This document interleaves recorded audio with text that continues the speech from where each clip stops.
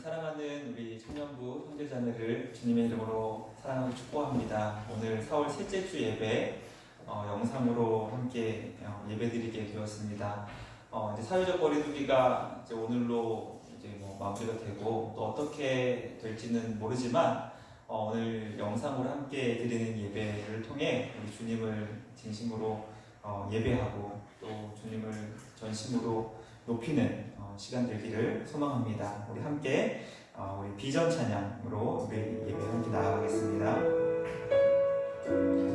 우리 간절한 마음으로 있는 자리에서 함께 주님을 찬양하며 주님을 예배하는 청년들 되기를 소망합니다. 우리 보좌 앞에 모였네.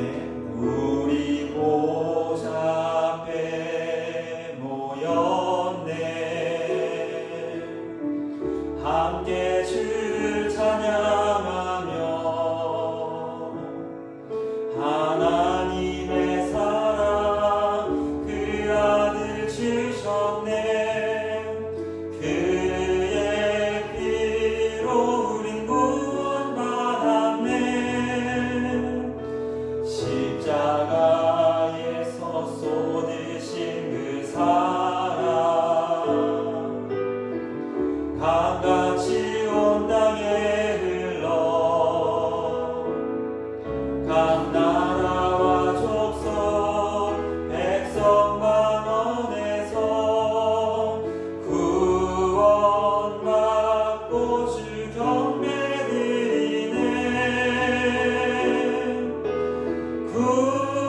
구원하심이 보좌에 앉으신 우리 하나님과 어린 양께 있도다. 구원하심이 보좌에 앉으신 우리 하나님과 어린 양께 있도다. 한 번 더 하겠습니다. 우리 보좌 앞에 모였습니다. 우리 보좌 앞에 모였네. 함께 주를 찬양하며 함께 주를 찬양하며 하나님의 사랑 그 아들 주셨네. 그의 피로 우린 구원받았네. 십자가에서 쏟으신 그 사랑 강같이 온 땅에 흘러 각 나라와 족속 백성 만원에서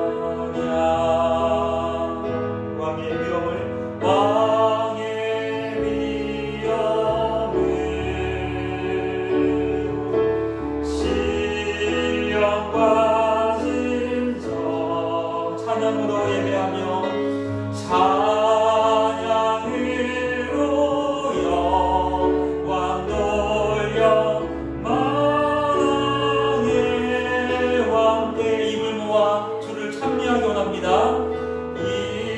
입을 모아 주를 찬미해 주를 찬미해 새 노래로 감사하며 찬양 주의 사랑과 주의 사랑과 구원은 은혜를 감사함과 기쁨으로 영광 돌리세 주의 사랑과 구원의 은혜를 주의 사랑과 구원의 은혜를 감사함과 기쁨으로 영광 돌리세 우리 시간 합심으로 기도하는 시간 갖기로 원합니다. 먼저 이 영상 예배 비록 우리가 가정에서 또는 우리 스마트폰 또는 컴퓨터로 이렇게 예배할 수밖에 없는 그런 상황이지만 하나님이 예배를 우리 주님께서 주장하여 주시고 이 예배를 방해하는 일들이 우리 가운데 일어나지 않도록 이 예배가 하나님 앞에 온전히 드려지는 우리의 거룩한 산 제사가 되게 하여 주시고 하나님 함께 모여 예배하지 못하고 또 각자 함께 만나서 교제하지 못하는 이때에 우리 믿음이 흔들리지 않도록 하나님께서 붙잡아 달라고 우리 함께 기도하기 원합니다. 하나님 우리나라는 이제 코로나19가 많이 또 이렇게 줄어들고 있는 상황 가운데 있지만 아직도 세계 열방이 특별히 가까운 나라 일본과 또 미국과 유럽에 여전히 수많은 수백, 수천, 수만 명이 하루 사이에 늘어나고 있는 가운데 있습니다. 하나님 아버지 이것이 우리나라만의 문제가 아니라 전 세계적인 문제이오니 우리 주님 이 나라와 세계 열방을 불쌍히 여겨주셔서 하루속히 이 사태가 종식되게 하여 주시고 이것으로 어려움 당하는 이들이 우리 가운데 없도록 우리 주님의 불쌍히 여겨주심과 긍휼히 여겨주심과 또 하나님의 은혜가 열방 가운데 임할 수 있도록 우리 예배와 믿음, 나라와 열방을 위해 함께 간절한 마음으로 기도하며 나아가겠습니다. 하나님 아버지 주님 앞에 이 시간 간절히 기도하며 나아갑니다. 아버지 하나님 주님께서 특별히 우리의 믿음과 또 우리의 신앙이 흔들리지 않도록 도와주시옵소서. 하나님 아버지께서 이 나라의 민족과 열방을 불쌍히 여겨주셔서 하루속히 이 코로나19 바이러스가 종식되게 하여 주시고 하나님 우리 가운데 이것을 인하여 어려움 당하지 않도록 주님 역사하여 주시옵소서. 하나님 하루속히 이 코로나 백신이 만들어질 수 있도록 하나님 정말 의료진들과 또 이 백신을 개발하는 모든 자들에게 지혜를 주시옵소서. 하나님 그들에게 능력을 베풀어 주시옵소서. 물론 하나님 아버지 이것을 우리가 주님 앞에 모든 것을 맡겨드리며 또 주님의 선하심과 인자하심과 우리를 사랑하심을 아버지 말씀을 통하여 주님 앞에 기도하며 나아가오니 주여 우리에게 긍휼을 베풀어 주시옵소서. 하나님 이 일로 인하여서 생명이 더 이상 아버지 정말 죽고 또 다치고 상하며 아파하는 데 없도록 우리 주님께서 불쌍히 여겨 주시옵소서. 주님의 은혜의 해가 주님의 은혜로 다스림을 받는 주님의 나라가 우리 가운데 아버지 속히 임할 수 있도록 또 속히 세워질 수 있도록 도와주시옵시고 하나님 아버지께서 영광 받으시는 놀랍고 복된 삶이 우리 가운데 이루어질 수 있도록 인도하여 주시옵소서. 하나님 아버지 주님 우리를 다스려 주시옵소서. 하나님 우리 가운데 하나님 주님의 통치하심과 다스리심이 풍성하게 드러날 수 있도록 도와주시옵시고 이것으로 인하여서 어떤 이들도 하나님 어려움 당하지 않도록 주님 불쌍히 여겨 주시옵소서. 하나님 아버지 주시옵소서.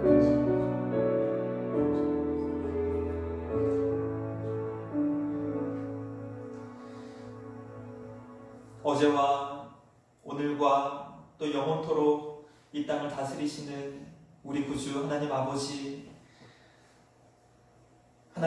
이 땅에 이 코로나19 바이러스로 신음하고 호소하는 이들의 그 고통 소리를 결코 외면하지 않으시는 하나님 아버지, 이 시간 주님 앞에 간절히 기도합니다. 하나님 아버지, 우리는 하나님의 높고 위대하신 뜻을 다 헤아릴 수 없고 하루하루 삶이 힘들어 고통하며 눈물 흘리며 하나님께 기도할 수밖에 없는 우리를 주님 긍휼히 여겨 주시옵소서. 하나님 아버지, 이 사태가 속히 종식되기를 간절히 기도하오니 주님, 의인들의 간구에 역사하는 힘이 많다 하셨사오니 주님 응답하여 주시옵시고 이것으로 더 이상 힘들어하거나 어려워하는 이들이 우리 주변에 없도록 우리의 이웃들을 또 이 땅에 살아가는 모든 생명체들을 주님 불쌍히 여겨 주시옵소서. 하나님, 이 시간 우리가 영상으로 함께 예배할 수밖에 없는 상황 가운데 있지만 하나님, 예배하는 그 마음을 주님께서 붙잡아 주시고 또 오늘 살펴보는 이 말씀이 코로나19로 혼란스러운 이때에 진정으로 우리가 무엇을 찾고 또 무엇을 이루어야 하는 주님의 청년들인지 주님의 자녀들인지 오늘 이 말씀이 우리에게 길을 밝혀주시고 또 방향을 세워주시옵시고 또 우리의 하나님을 향한 삶의 목적이 세워질 수 있는 시간 될 수 있도록 인도하여 주시옵소서. 이 시간을 온전히 주님께 모든 것 맡겨드리오며 우리를 구원하신 예수님의 이름으로 기도드리옵나이다. 아멘. 네, 지금 광고하겠습니다. 광고는 이제 하나죠. 그 사회적 거리두기가 이제 오늘로 일단은 1차 사회적 거리두기, 2차 사회적 거리두기가 이제 오늘로 마무리가 됩니다. 그래서 오늘까지 우리 온라인 예배를 진행하고 있고요. 그리고 다시 한번 모여서 예배할 수 있는 날을 우리가 이렇게 사모하는 마음으로 기도하고 있습니다. 코로나 사태가 속히 종식될 수 있도록 우리 청년들 함께 기도하기 원하고 이제 우리 하세가 많이 시들해졌죠. 잘 되고 있나요? 특히 그 벌금 없는 한 달이 이게 시들해지는지 아니면 자유함으로 더 기쁘게 하는지는 잘 모르겠어요. 요즘 리더들도 알려주지 않고 있기 때문에 잘 알려주지 않고 있기 때문에 제가 모르지만 이번 한 주도 우리 날마다 말씀과 또 기도, 큐티로 승리하는 청년들 되기를 소망합니다. 오늘 말씀 제목은 부활이 주는 세 가지 유익이에요. 부활이 주는 세 가지 유익. 말씀은 좀 오타요. 사도행전 1장 1절에서 5절까지 말씀을 우리 자막으로 보겠습니다. 여기가 제대로 나와있네요. 부활하신 예수님께서 전하신 말씀이 오늘 제목이고요. 말씀 한 절씩 우리 교도하겠습니다. 제가 한 절, 또 오늘 특별히 우리 새가족부 우리 간사님들, 새가족부 우리 간사님들께서 또 오셔가지고 예배 자리가 되게 풍성해졌는데 오늘 함께 우리 한 절씩 우리 영상을 보는 청년들도 말씀 한 절씩 교도하도록 하겠습니다. 데오빌로여, 내가 먼저 쓴 글에는 무릇 예수께서 행하시며 가르치시기를 시작하신부터 그가 택하신 사도들에게 성령으로 명하시고 승천하신 날까지 기록하였노라. 그가 고난받으신 후에 또한 그들에게 확실한 많은 증거로 친히 살아계심을 나타내사 40일 동안 그들에게 보이시며 하나님 나라의 일을 말씀하시니라. 사도와 함께 모이사 그들에게 분부하여 이르시되 예루살렘을 떠나지 말고 내게서 들은 바 아버지께서 약속하신 것을 기다리라. 함께 읽겠습니다. 요한은 물로 세례를 베풀었으나 너희는 연날이 못되어 성령으로 세례를 받으리라 하셨느니라. 아멘. 오늘 특송이 준비되어 있는데요.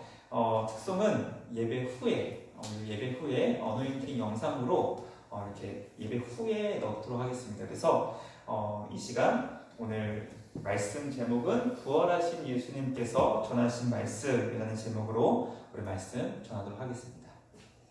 오늘 말씀은 사도행전 1장 1절에서 5절입니다.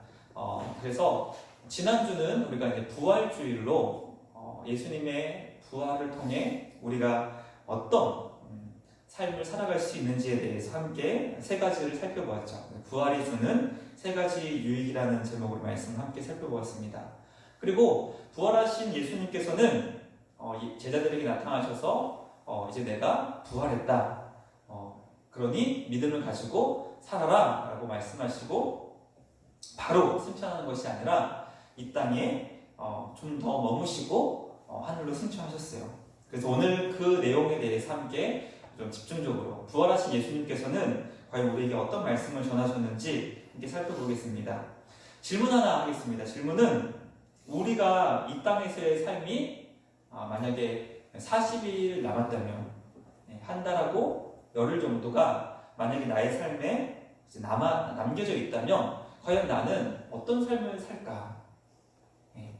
제가 이 질문을 저 스스로에게 한번 했을 때 조금은 와닿지 않아요. 왜냐하면 이 40일이라는 게 굉장히 짧은 시간이지만 어떻게 보면 조금 그래도 좀 길면 또 길 수도 있는 시간이기 때문에 만약에 내가 이 땅에서의 삶이 40일 남았다면 하는 게 조금 막연할 수 있지만 그럼에도 지금 벌써 우리가 청년들이 함께 모여서 예배드리지 못한 지가 60일 정도 가까이 되거든요. 60일? 2달 정도 되죠. 그렇기 때문에 벌써 이제 우리도 40일 훌쩍 넘어간 거죠. 그럼 만약에 40일이라는 이 짧은 시간, 만약에 내가 이 땅에서의 40일밖에 남지 않았다면 과연 나는 어떤 삶을 살까? 좀 머릿속에 좀 여러 가지 생각이 들죠. 과연 나의 삶에 남은 날이 40일밖에 안 남았다면 35일, 30일, 25일, 20일, 15일, 열흘, 그리고 이제 9일, 8일, 7일, 6일, 5일. 만약에 내 삶이 이제 40일밖에 안 남았다면 요즘에 이제 제 마음에 가장 먼저 드는 생각 중에 하나는 주한이 주원이에게 화를 안 내겠다. 요즘 제가 화를 너무 많이 내고 있어요. 요즘에 그 사회적 거리두기로 이제 가족과 함께하는 시간이 늘어나면서 뭐가 늘어나는지 아시죠? 네, 가족 폭력이 늘어났다고 그래요. 물론 제가 뭐 폭력은 쓰진 않지만 요즘에 그 기도해 주세요. 둘째가 감당이 안 돼가지고 얘는 속에 뭐가 들어있는지 모르겠지만 제 안경이 막 성하지 않아요. 막 들이받아가지고 그러니까 물론 이제 40일밖에 안 남았을 때 내 가족들한테 화를 낼까? 아니요. 화를 못 낼 것 같아요. 물론 40일 동안 화가 나는 일들도 물론 있을 수 있겠지만 화를 낼까? 못 낼 것 같아요.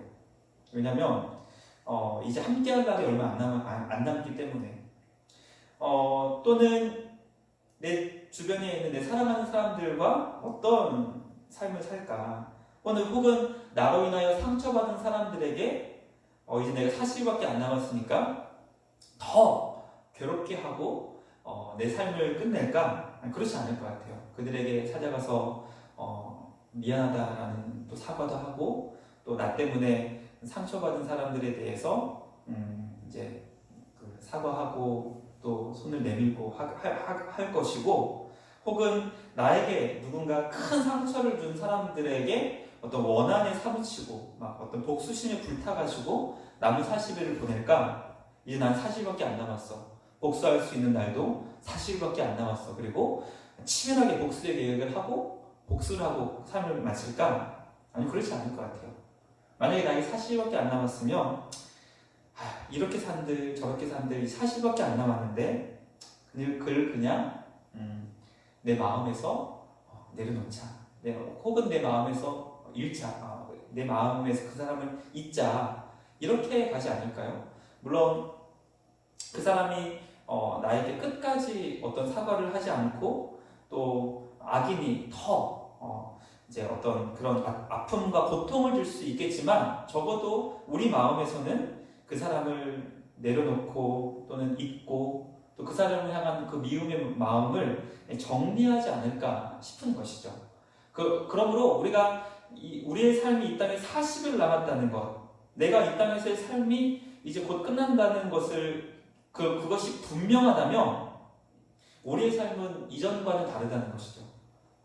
무엇이 더 본질적인 것이고 무엇이 더 가치 있는 것이고 그리고 내 삶의 가장 중요한 그것을 할 것이 분명하다는 것이죠. 그래서 과연 나에게 삶이 사실밖에 안 남았다면 과연 나는 어떻게 살아갈까? 한번 우리는 곰곰이 생각해 보았으면 좋겠습니다. 예수님께서도 부활하시고 이 땅에서 40일 동안 머무시고 하늘로 올라가셨어요. 그것을 예수님은 누구보다도 분명히 아셨죠. 부활하신 예수님께서 이 땅에서의 남겨진 40일 동안 과연 예수님은 무엇을 하셨을까? 오늘 우리가 읽은 말씀은 3절에 이렇게 분명하게 설명해 주고 있습니다. 우리 함께 읽어보겠습니다. 시작. 하나님 나라의 일을 말씀하시니라. 예수님께서는 부활하시고 성경은 아주 단순하고도 핵심적으로 하나님 나라의 일을 40일 동안 말씀하시고 떠나셨다라는 것을 우리에게 설명해 주고 있습니다. 그래서 우리는 무엇을 알 수 있냐면 예수님에게 가장 중요한 것은 무엇이었다? 하나님 나라였다라는 것이죠. 그래서 성경을 우리가 읽을 때 여러 가지 그 핵심적인 단어로 읽을 수 있어요. 창세기부터 요한계시록까지 예수 그리스도, 기독론, 우리가 기독교 얘기하죠. 그리스도를 중심으로 창세기부터 요한계시록까지도 읽을 수가 있고 또는 제가 작년인가 재작년인가 한 3년 됐네요 벌써 우리 교회에서 성전이라는 중심으로 창세기부터 요한계시록까지 읽을 수 있는 어떤 성전이라는 개념으로도 한번 강의한 적이 있었지만 오늘 이제 하나님의 나라라는 것도 사실 굉장히 중요한 개념이기 때문에 창세기부터 요한계시록까지도 하나님의 나라를 중심으로 우리가 성경을 읽을 수가 있습니다. 그 정도로 하나님 나라라는 것은 굉장히 중요한 내용이에요. 특별히 예수님께서 남겨진 40일 동안 제자들에게 또 만나는 모든 사람에게 설명하시고 가르치시고 또 가르치신 것.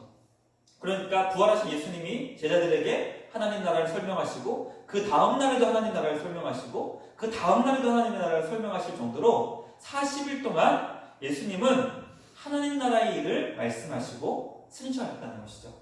그럼 우리는 이 하나님의 나라를 두 글자로 뭐라고 얘기하냐면 하나님이라는 그 하늘, 천, 그리고 나라, 국 얘기해서 하나님의 나라를 우리가 두 글자로는 천국이라고 얘기를 하는 거예요. 천국.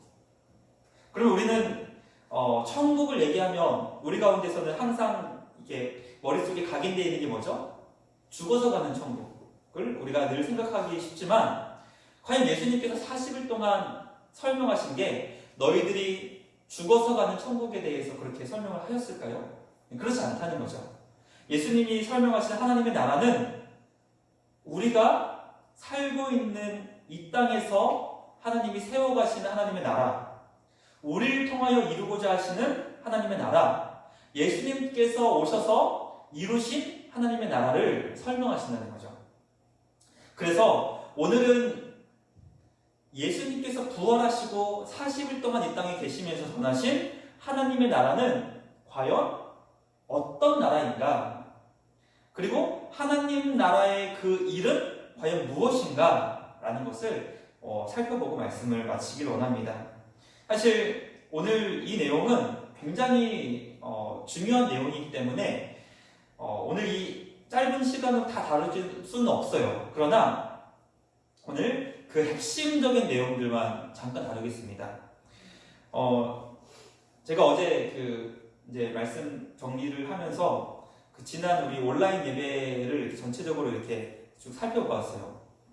전체적으로 살펴보았을 때 공통적으로 나타난, 물론 우리가 몇 개 안 되기 때문에 뭐 통계까지는 낼 수 없지만 분명하게 그 눈에 이렇게 들어오는 것이 무엇이었냐면 두 가지가 있었어요. 그것은 우리가 온라인 영상 예배 처음 시작했을 때 그 예배를 이렇게 드리고 또는 또 한 번 더 이렇게 드렸던 것과 점점 그 조회수가 이렇게 줄어들고 있다는 게 이제 보였고, 또 한 가지는 무엇이냐면 영상이 길어지면 조회수가 현격하게 줄어들었어요.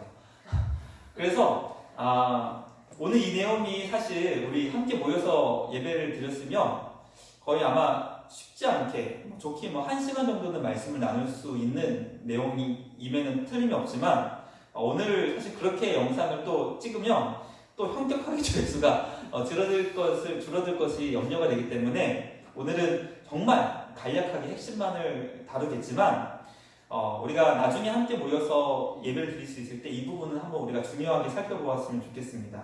굉장히 중요하기 때문에 그래요. 첫 번째는 예수님께서 전하신 하나님의 나라는 과연 어떤 나라인가 라는 것을 오늘 우리가 읽은 사도행전의 말씀을 읽어보면 그 내용을 살펴보는 건 어려워요. 왜냐하면 정말 성경은 간단하게 이렇게 얘기했거든요. 예수님이 40일 동안 하나님의 일을 말씀하셨다. 그리고 하늘로 올라가셨다. 이게 끝이에요. 그래서 하나님의 나라가 과연 어떤 나라고 하나님의 나라의 그 일은 무엇인가라는 것이 어렵지만, 오늘 이 말씀을 살펴보기 위해서 가장 중요한 말씀은 사실 누가복음 4장 18절 그리고 19절 말씀입니다. 그래서 우리 사랑하는 그 청년들, 그 성경책에 저는 이렇게 어떤 청년들은 질문해요. 성경책에 이렇게 밑줄 긋는 게 밑줄 긋으면 됩니까? 안 됩니까?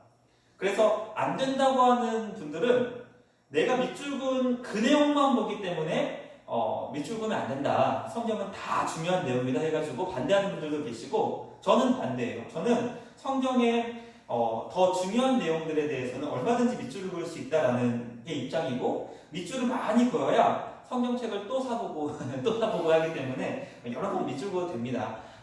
그래서 우리가 성경에 이렇게 굉장히 중요한 핵심적인 말씀이 있는데요. 그 내용 중에 한 가지는 누가복음 4장 중에 특별히 18절, 19절, 20절, 21절까지 이 4절의 말씀이 굉장히 중요합니다.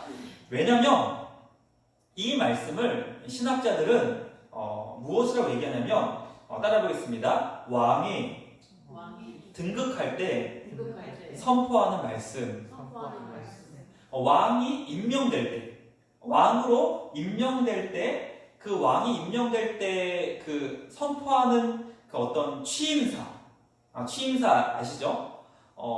그래서 내가 대통령도 취임사잖아요. 저를 대통령으로 뽑아주셔서 감사합니다. 이제부터 이 나라를 어떤 나라로 만들겠습니다. 라는 게 이제 취임 연설이기 때문에 누가복음 4장의 이 4절의 말씀은 예수님 취임 연설이라고 생각하시면 돼요. 무엇으로? 왕으로. 그래서 예수님이 왕으로 다스리시는 그 나라는 내가 어떤 나라로 만들겠다라는 게 사실 이 취임 연설이고, 이것이 바로 하나님께서 세우시고자 하는, 예수님께서 세우시고자 하는 그 나라의 특징이라는 것이죠. 그 나라는 어떤 나라인가? 첫 번째 읽어보겠습니다. 시작. 가난한 자에게 복음이 전해지는 나라. 우리는 예수님이 세우시고자 하는 나라를 이렇게 생각할 때가 많이 있어요. 죄로 멸망당하 영원히 지옥에 갈 사람들을 건져서 구원으로 인도하는 것을 바로 하나님의 나라, 하나님의 나라는 구원받은 자들만 가는 나라라고 생각할 수 있지만, 오늘 이 누가복음은 굉장히 예수님께서 왕으로 취임하시는 그 말씀의 첫 번째 내용을 가난한 자에게 복음이 전해지는 나라라고 말씀하신다는 거예요. 이것이 중요합니다. 그래서 마태복음은 특별히 이 가난한 자를 10년이 가난한 자는 복이 있나니 라고 해서 마음의 가난에 대해서 집중을 했어요. 마음이 가난한 자. 그러나 누가복음은 이 마음이 가난한 자보다는 정말로 가난한 자, 그들에게 복음이 전해지는 나라다 라는 것을 설명하십니다. 그래서 하나님이 세우시고자 하는 나라의 특징은 무엇이다? 가난한 자들에게 복음이 뭐죠? 복된 소식. 그럼 가난한 자들에게 복된 소식이 뭐예요? 뭐죠? 갑자기 아니 그 가난한 자에게 복음이 뭐예요? 돈 아니에요? 예, 뭐 어렵게 생각하면 안 되죠. 가난한 자에게는 돈이 복음이죠. 마음이 가난한 자에게는요. 가난한 그 마음이 다시 풍족해지는 게 복음인 거죠. 그러므로 예수님께서 이 땅 가운데 이루시고자 하는 나라는 마음이 가난한 자에게 천국이 임하여서 그 마음이 풍족해지는 것을 원하셨고, 실질적으로 우리가 살아가는 이 땅에서 가난한 자들이 사라지는 것, 물질로 어려움 당하는 자들이 그 어려움에서 해결되는 것을 우리 예수님께서는 하나님의 나라로 말씀하신 거예요. 그러면 우리는 우리 주변에 가난한 자들이 있나요, 없나요? 있죠. 그렇다면 우리가 그들에게 복음이 전해질 때 그들의 삶의 어려움이 해결되고 그 가난한 문제에서 도움을 받아 우리는 하나님의 나라를 이 땅에 만들기를 소망하며 또 그렇게 우리의 삶의 목적과 방향을 세워나가야 되는 것이 중요하다는 것이죠. 그래서 이것은 보수의 진보의 차이가 아니에요. 이건 정치적인 문제가 아니에요. 이것은 무엇이죠? 하나님께서 이 땅을 창조하실 때 하나님께서 원하시는 나라는 가난한 자가 없는 나라. 예수님이 왕으로 취임하셔서 연설하시는 나라의 핵심은 이 땅에 가난한 자가 없는 나라였다는 것이죠. 그렇게 생각해 본 적 있나요? 우리 청년들 지금까지 수년 또는 수십 년 이렇게 신앙생활을 하면서 하나님 나라를 생각할 때 하나님 나라를 이 땅에 세워야 된다. 하늘의 뜻이 하늘에서 이룬 것처럼 땅에서 이루어질 때 하나님의 뜻이 땅에서 이루어지는 게 하나님 나라인데 그 나라를 생각할 때 우리가 제일 먼저 가난한 자들에게 복음이 전해져서 그들의 삶의 문제가 해결되는 것이 하나님의 나라라고 생각해 본 적이 있나요? 우리는 이것을 생각해야 된다는 거예요. 이건 정치적인 문제가 결코 아니고 예수님이 왕으로 취임하시면서 그리고 하나님이 이 땅을 창조하실 때 원리라는 거죠. 그래서 우리 지금 매일 성경으로 큐티하는 청년들에게 우리 어제 말씀 이제 어제라 하면 이게 토요일이 아니고 금요일입니다. 그리고 지난주 목요일과 금요일 말씀에 하나님께서 이 땅에서 심판하시고 내가 너희들의 삶을 가만히 두지 않을 거야라고 얘기하신 두 부류가 나와요. 첫 번째는 나라를 지도하는 지도자들, 그리고 백성들, 두 번째는 백성들 가운데 힘이 있는 자들이 힘 없는 자들의 그 삶을 짓밟는 것. 그래서 그 나라를 다스리는 지도자들이 나라를 잘 다스리지 않고 그 하나님께서 주신 그 지도자적인 책무, 하나님이 주신 그 어떤 위치에서 사람들의 것을 빼앗고 강탈하고 사람들의 눈에 피눈물을 흘리게 되면 내가 너희의 모든 것들을 다 그 지도자의 그 위치를 박탈하고 하나님이 직접 그 나라를 다스리시겠다 이렇게 말씀하시고 힘 있는 자가 강한 자가 약한 자들이 먹을 수 있는 것들을 발로 밟아요. 마실 수 있는 물을 흙탕물로 만들어요. 어떻게 이런 일이 일어날 수 있나요? 근데 실질적으로 하나님의 백성 이스라엘 가운데 이런 일이 일어났다는 거예요. 하나님이 나의 왕이십니다. 예수님이 나의 전부십니다. 저는 하나님을 위해 살겠습니다 라고 고백했던 그 나라가 자신이 가지고 있던 힘으로 먹을 수 있는 음식을 짓밟고 마실 수 있는 물을 흙탕물로 아니면 독을 타기까지 하면서 마실 수 없는 물로 만들었던 그 나라를 주님께서 바라보시면서 너희들이 행했던 그것으로 내가 심판하겠다라고 말씀하시죠. 그러므로 우리는 이렇게 생각할 수 있어야 돼요. 무엇이냐면 하나님께서 이 땅에 세우시고자 하는 나라에는 가난한 자가 없고, 그리고 그들과 우리가 함께 기쁨의 삶을 누릴 수 있도록 해야 된다는 것이죠. 그래서 사도행전 1장이 넘어가서 2장, 3장에서 나타나는 초대교회의 특징이 무엇이었나요? 그들 중에 핍절한 자, 그들 중에 물질로 어려움 당한 자들이 없더라라는 것이죠. 그러므로 우리가 이 땅에서 세워나가야 되는 첫 번째 나라의 특징은, 하나님의 나라의 첫 번째 특징은 바로 가난한 자들의 그 삶의 문제를 우리는 결코 외면해서는 안 된다는 것입니다. 두 번째는 포로된 자가 자유케 되는 나라라는 것이죠. 포로된 자가 자유케 되는 것. 두 가지를 생각해 볼 수 있습니다. 첫 번째는 과연 무엇으로 포로가 되는가? 분명히 성경에서는 죄의 포로를 얘기해요.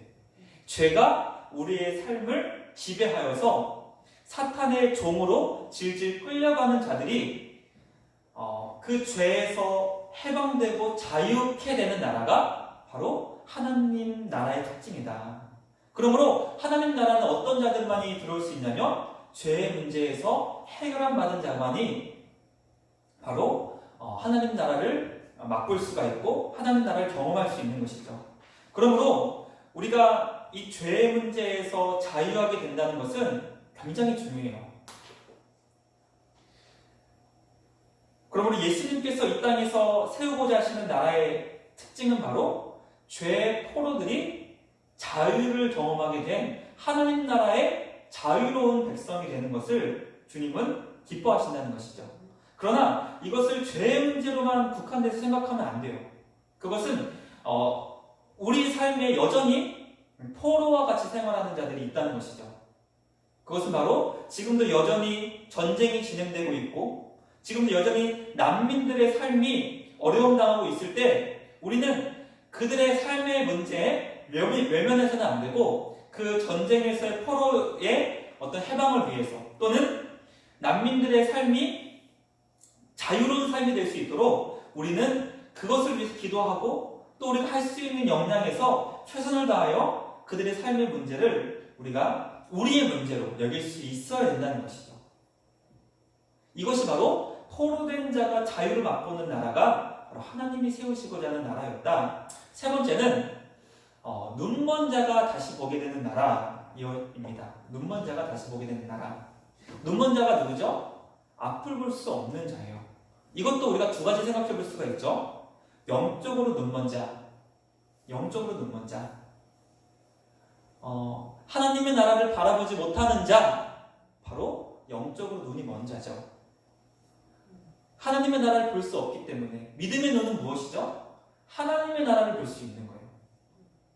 그러므로 이 눈먼 자가 다시 보게 되는 나라를 우리가 기도할 때 그리고 그 나라를 세워갈 때 아직도 하나님의 은혜를 경험하지 못하여 믿음의 눈으로 이 세상과 하나님의 나라를 바라볼 수 없는 우리 주변의 수많은 자들에게 우리는 그들의 눈멈이 고쳐지고 그들의 눈이 먼 상태에서 다시 밝아짐을 보게 되는 것을 위해서 우리는 기도할 수 있어야 돼요. 눈먼 자들의 도시라는 영화가 있나요? 제목이 맞나요? 그 영화는 굉장히 오늘 이 말씀과 연관되어서 많은 생각과 또 교훈을 주는 영화입니다. 갑자기 어떤 원인인지는 모르는 일들이 전 세계적으로 일어나서 한 명만을 제외한 모든 사람들의 눈이 다 멀어요.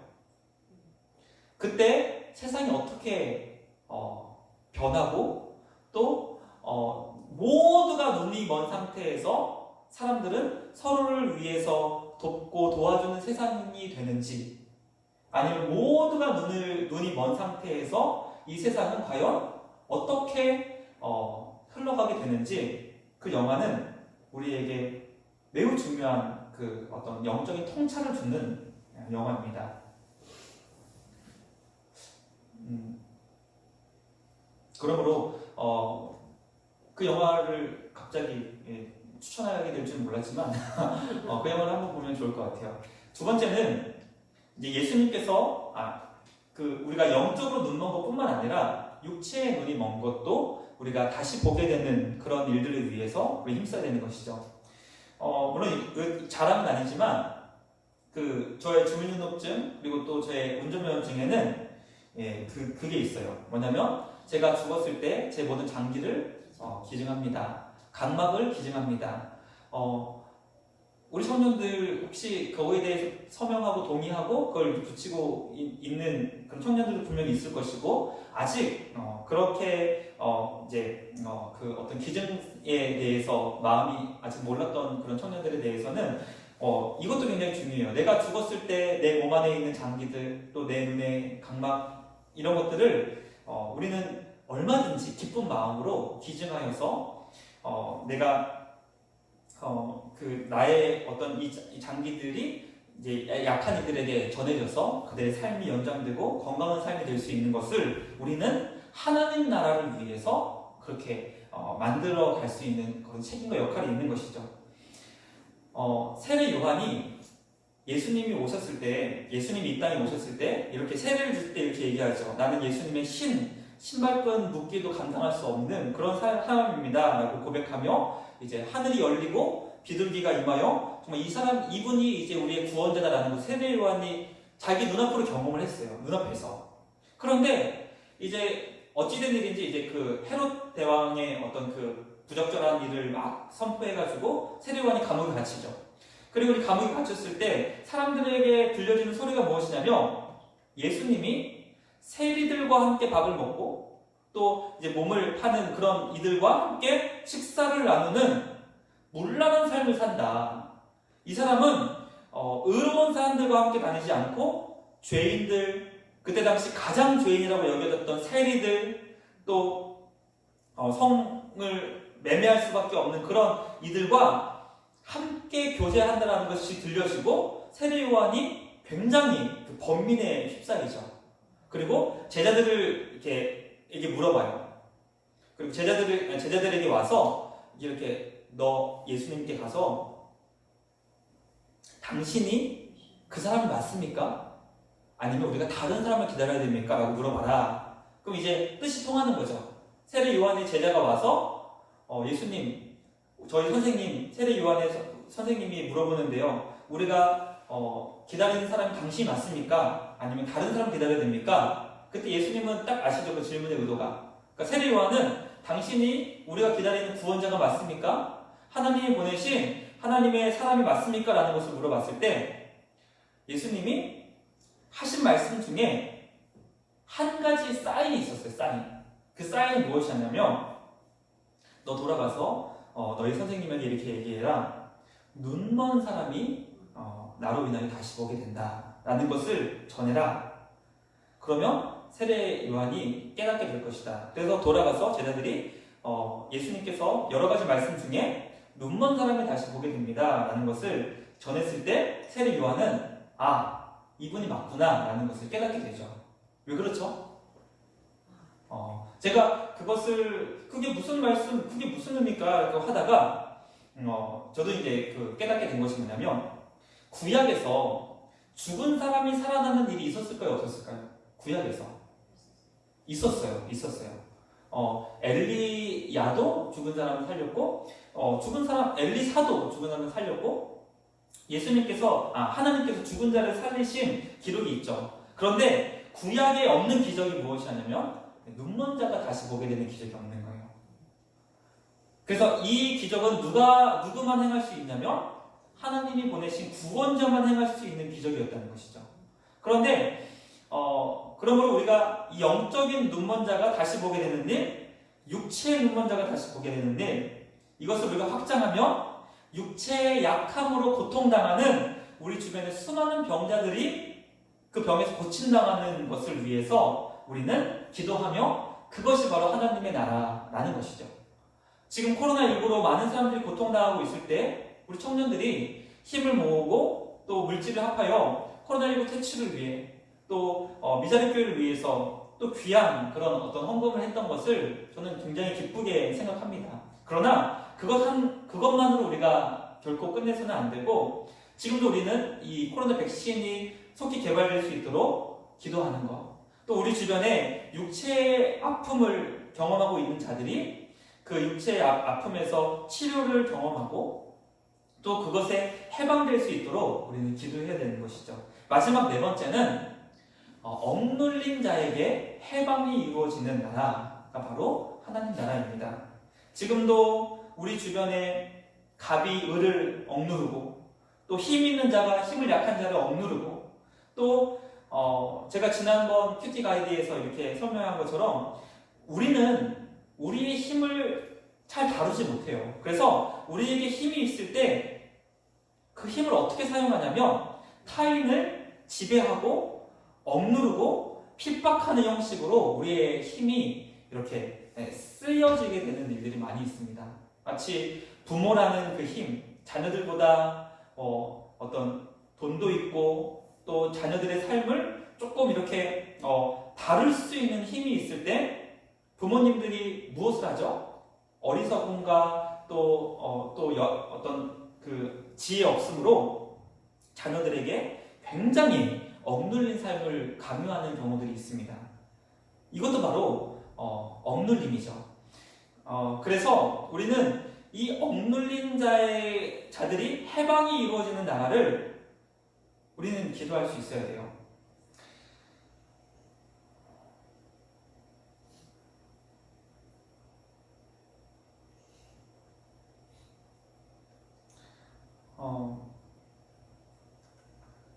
그래서 아직은 우리 기독교라는 이 종교가 기독교를 종교라고 부르기는 어렵지만 우리 기독교는 아직도 힘이 있어요. 아직도 힘이 있어요. 그래서 아직도 이제 선거를 앞두고 수많은 정치인들이 지금 이번에는 코로나 때문에 교회를 방문 안 했지만 선거만 앞두면 항상 대형 교회들 찾아가서 인사하는 나라가 우리나라죠. 그럼 우리가 힘이 있다는 거예요. 힘이 없는데 오겠네요. 국회의원 후보들이 우리 집에 와서 인사하나요? 인사 안 하잖아요. 근데 대형 교회에 들어가서 예배 참석하고 인사하고 이런 일들이 아직도 여전히 있다면 우리 기독교는 지금 힘이 있다는 것이죠. 그런데 저는 너무 그 어떤 염려와 또 때로는 그 의심과 하나님 앞에 기도하는 기도의 제목은 무엇이냐면 우리가 가지고 있는 힘이 잘못된 방향으로 사용되지 않도록 우리 교회를 다니고 또 예수님을 믿는 우리 기독교인들이 가지고 있는 이 기독교라는 힘이 잘못된데 특별히 억눌린 자를 더 억누르는 일들이 우리 가운데 이루어지지 않도록 우리 기도해야 합니다. 기도해야 돼요. 특별히 이번 코로나19로 인하여서 가장 많이 주목받은 곳이 교회죠. 왜 그렇죠? 우리는 모여서 예배를 드려야 된다. 누가 우리를 막을 소냐? 우리는 얼마든지 모여서 드릴 수 있는 힘이 있음을 보여주려고 했던 그런 몇몇의 정말 극히 일부의 교회들 또는 7대 수칙이라는 것을 제시했지만 우리가 가지고 있는 힘으로 이것을 무시했던 그런 교회들이 세상에 지탄을 받았죠. 그리고 지금도 그것으로 인하여서 교회는 수많은 사람들에게 또 외면을 받았고 또 외면을 받고 있는 가운데 정말 우리가 가지고 있는 힘을 어떻게 사용해야 되는지는 기도해야 돼요. 오늘 이 말씀 네 번째 하나님 나라를 위해서 우리가 기도할 때 우리가 교회의 힘이 때로는 이 기독교의 힘이 때로는 하나님의 이름을 가지고 와서 행하려 하는 그 힘이 억눌린 자에게 해방이 되는 힘으로 나타나느냐 아니면 억눌린 자를 더 억눌린 삶으로 우리가 코너로 밀어붙이느냐 우리 정말 기도할 수 있어야 됩니다. 그래서 오늘 예수님께서는 이 모든 말씀을 마무리하시면서 이렇게 말씀하셨어요. 하나님의 나라는 어떤 나라다? 함께 읽어보겠습니다. 시작. 주님의 은혜로 다스림을 받는 나라. 따라하겠습니다. 주님의 은혜로 다스림 받는 나라. 은혜가 뭐죠? 네, 오늘 질문 안 하려고 했는데 은혜가 뭐죠? 자, 은혜란 받을 자격 없는 나에게 주시는 하나님의 선물 구원. 은혜가 뭐라고요? 받을 자격 없는 누구에게? 나에게 주시는 하나님의 선물, 그리고 구원. 그러니까 은혜가 이루어진다. 은혜로 이 땅이 다스려진다라는 것에서 우리 자신을 그 안에 넣을 때에는 나는 구원받아 마땅한 자가 결코 아니라 나는 구원받을 자격이 없는 죄인, 나는 하나님이 영원한 심판을 받을 수밖에 없었던 그런 존재이지만 하나님이 그런 나에게 구원을 베풀어 주셨다. 그러므로 은혜의 풍족한 자는 어떻게 되죠? 은혜의 풍족한 자는 다른 이들을 억압하지 않아요. 은혜의 풍족한 자는 눈먼 자들, 포로된 자들, 가난한 자들의 삶을 결코 외면할 수 없는 것이죠. 왜냐하면 받을 자격 없는 나에게 하나님이 이 놀라운 것들을 주셨기 때문에. 이 말씀은 이사야 61장의 말씀에 대한 성취였습니다.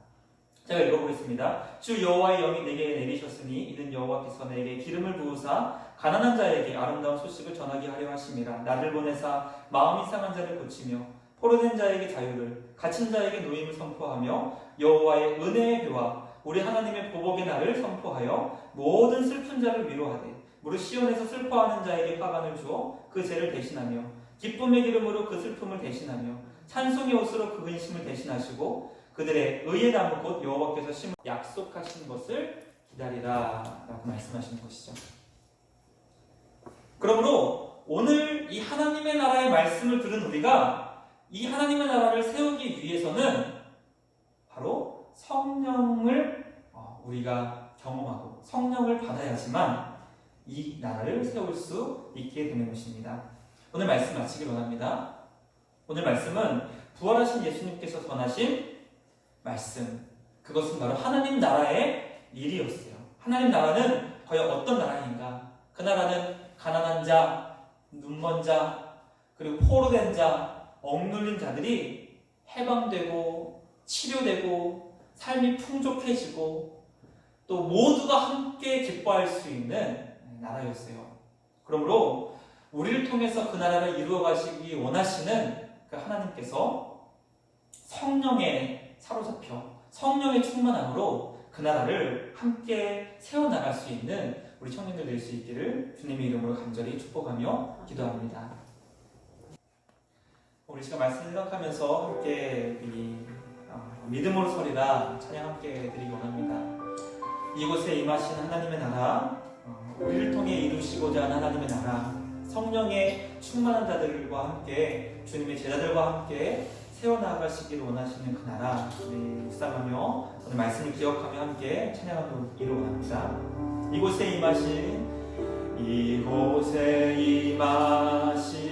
하나님 나라, 가난한 마음으로 바라보리라.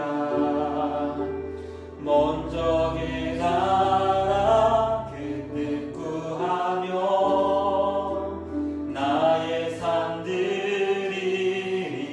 주님이 우리에게 맡겨주신 하나님의 나라, 주님이 맡기신 하나님 나라, 믿음의 눈으로 바라보리라. 하늘의 뜻이 이 땅 가운데 완성될 그날까지 우리 믿음을 다하여 그 위에 서리라. 하나님의 나라는 무너지지 않으리. 믿음 다하여 그 나라 세워가리라. 주님 곧 오실 때까지. 한 번 더 하겠습니다. 이곳에 임하신 하나님의 나라,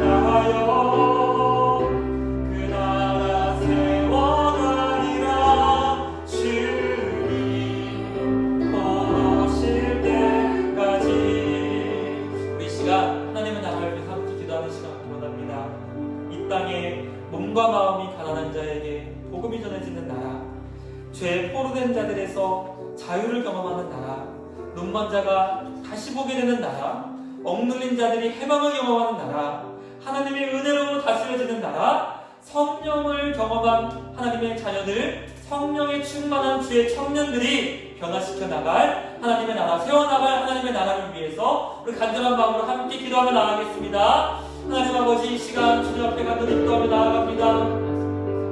하나님 아버지, 주님의 나라가 이 땅에 세워지기를 원합니다. 이 땅에 고통당하는 수많은 우리의 이웃들과 또 하나님 죄에서 또 가난함으로 또 억눌림으로 눈먼으로 인하여서 육체의 상함과 마음의 무너짐과 또 재정의 어려움과 여러가지 삶의 고단함으로 인하여서 하나님 아버지 지옥을 맛보며 하나님 억눌려 있는 모든 이들이 하나님 아버지 주님 참된 자유와 또 복음과 구원과 기쁨과 즐거움을 맛보는 그 나라가 하나님의 나라가 속히 우리 가운데 세워질 수 있도록 우리를 사용하여 주시옵소서. 하나님 아버지, 우리에게 주신 지혜와 지식과 총명함과 또 물질과 하나님이 우리에게 주신 모든 것들이 사실 하나님의 것임을 우리가 기억하며 하나님 그 나라를 위하여 살아갈 수 있도록 인도하여 주시옵소서. 하나님 아버지, 주님 정말로 우리에게 주신 모든 것이 다 하나님의 선물이요 주님의 은혜요 주님의 복임을 우리가 기억하며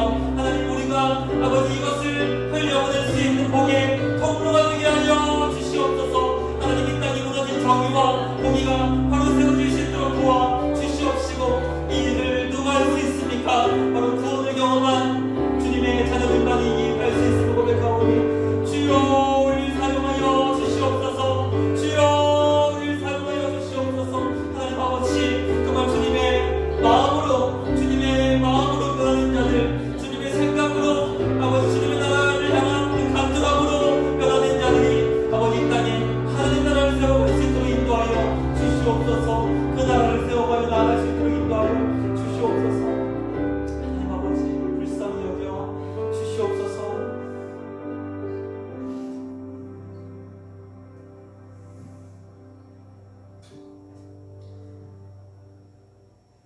하나님 아버지,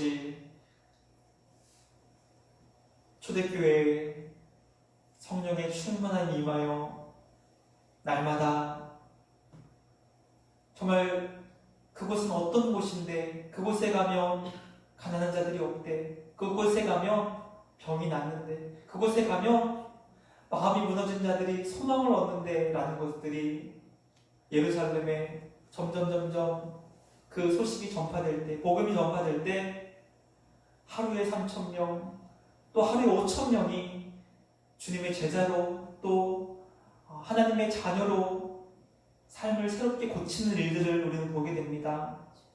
그러나 하나님 아버지, 120년 전, 100년 전 이 땅에 대한민국에 복음이 들어오고 정말 세계가 놀랄 만큼 빠른 속도로 정말 예수님을 믿기로 다짐하는 이들이 교회로 몰려오는 때가 있었지만, 하나님 우리는 그 복음의 정신을 잃어버리고 또 우리가 가지고 있는 힘을 바르게 사용하지 못하여 지금은 사회에서 외면당하며 손가락질 당하며 세상의 지탄을 받고 있는 가운데 있습니다. 하나님, 그러나 그럼에도 불구하고 하나님의 나라는 무너지지 않고 하나님의 나라는 결코 쇠하지 아니하며 하나님의 나라는 하나님의 사람들로 다시 세워질 줄 믿습니다. 하나님 아버지, 하나님의 새벽 이슬과 같은 청년들이 그 나라를 위하여, 하나님의 나라를 위하여 새롭게 마음으로 무장하며 삶으로 도전하며 나아갈 수 있는 우리 모두가 되게 하여 주시옵소서. 하나님, 정말 이 나라의 민족, 세계 열방에 하나님의 나라 이미 임한, 그리고 이루어지고 있는 그 하나님의 나라가 우리를 통하여 더욱더 분명하고도 확실하게 세워질 수 있게 하여 주셔서 가난한 자들에게 복음이 전해지고 또 포로된 자에게 자유함을, 눈먼 자에게 다시 보게 되는 일, 억눌린 자가 자유하게 되고 슬퍼하며 애통하는 자의 눈에서 감사의 눈물, 기쁨의 선포와 찬양이 흘러넘치는 그런 나라가 바로 우리를 통해 세워질 수 있도록 주님 우리를 사용하여 주시옵소서. 하나님, 우리는 우리의 힘을 바르게 사용할 수 있는 능력이 없습니다. 지혜가 없습니다. 성령 하나님, 우리를 주장해 주시지 아니하시며, 성령 하나님 우리를 붙잡아 주시지 아니하시며, 우리는 언제든지 빠르게 타락하고 변질될 수 있는 그런 자들이오니, 주님 날마다 하나님의 말씀으로 새롭게 되게 하여 주시옵시고, 주의 성령이 붙잡힌 마다 진정으로 하나님이 기뻐하시는 삶으로 변화될 수 있도록 주님 우리를 불쌍히 여겨주시고 우리를 사용하여 주시옵소서. 그렇게 결단하며 다짐하는 우리 사랑하는 청년들 한 사람 한 사람 되기를 간절히 기도하며 우리를 구원하신 예수님의 이름으로 기도드리옵나이다. 아멘. 우리 그 자리에서 다 일어나서 우리 마지막 찬양 함께 찬양하겠습니다. 날마다 숨쉬는 순간마다 함께 찬양드리겠습니다. 날마다 숨쉬는 순간마다 내 앞에 어려운 일 보내 주님 앞에 이 몸을 맡길 때 슬픔 없네 두려움 없네 주님의 그 자비로운 손길 항상 좋은 것 주시도다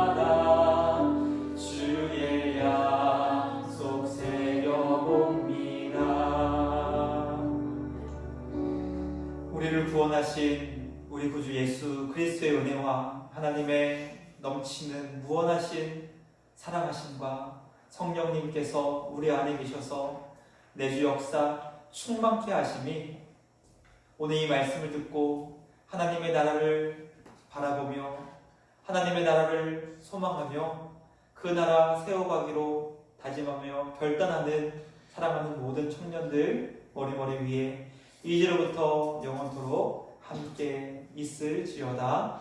아멘.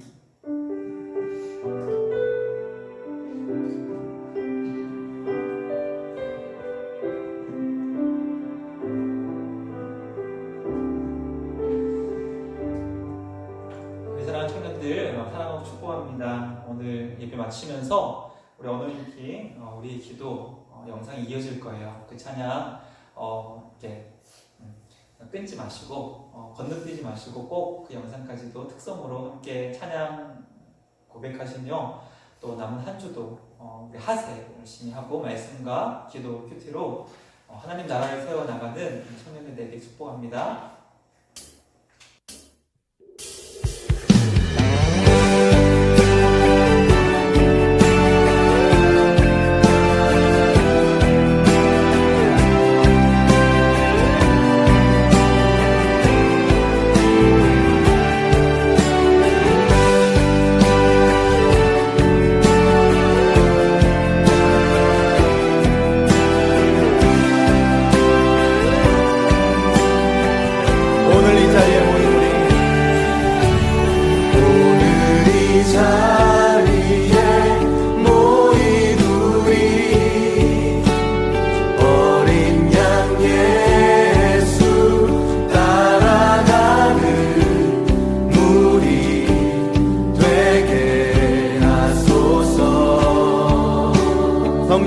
충만한 성령의 충만한 임재 안에 어둡던 우리 눈 밝아져서 주를 보게 하소서. 한번 더 해볼까요? 오늘 이 자리에 모인 우리 오늘 이 자리에 모인 우리 어린 양 예수 따라가는 우리 되게 하소서. 성령의 충만한 성령의 충만한 임재 안에 어둡던 우리 눈 밝아져서 주를 보게 하소서. 당신의 겸손함 당신의 겸손함, 당신의 거룩함, 당신의 정직함 우리에게 보이사 내 안에 교만함, 내 안에 천박함, 내 안에 거짓됨 모두 벗어버리고 어린 양 예수 어린 양 예수 따라가는 우리 되게 하소서.